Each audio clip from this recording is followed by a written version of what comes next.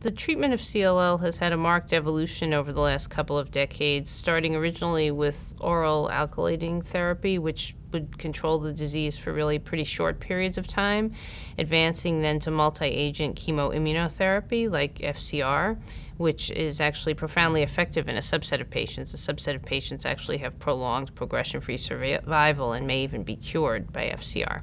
But many patients get significant bone marrow suppression from multiple rounds of this chemoimmunotherapy, and that makes them harder to treat in relapse. Recently, of course, we've had the approval of a number of different targeted agents which cause less long-term side effects in terms of bone marrow damage. They each have their own side effect profile which needs to be managed, but in general, they're oral agents that are better tolerated. However, they're certainly not curing CLL as single agents, and we're interested in developing combinations of novel agents with traditional chemoimmunotherapies and novel agents with each other to potentially move toward a cure in CLL. It is still a topic of great study how and why the different targeted agents work in particular patients or not. And we know that, for example, patients who relapse on ibrutinib who've been pre-treated often have quite resistant disease. In that context, we do know that patients who relapse with CLL on ibrutinib have acquired certain mutations.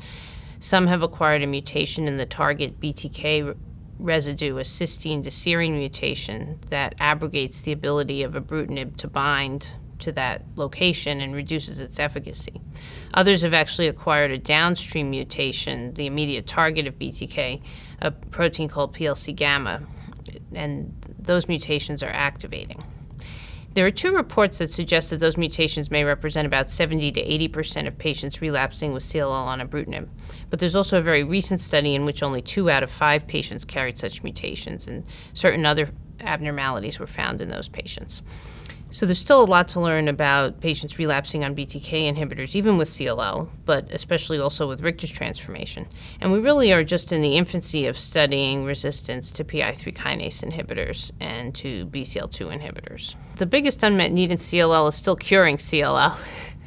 So I would consider that many of the patients still have an unmet need. Certainly the highest risk patients, 17p deleted or complex karyotype patients, have a limited progression-free survival with the agents that we have, and we need better combinations, more effective combinations for them, especially if we want to obviate a need for transplant down the line. We also know that the current agents are not tolerated by all patients. For example, patients on anticoagulation may not be able to tolerate ibrutinib. Patients with heart problems may not be able to tolerate ibrutinib. Patients with liver problems may not tolerate idelalisib. So there are categories of patients who just don't tolerate these novel agents, and we need other drugs for them, or we may even have to go back to chemoimmunotherapy for some of them.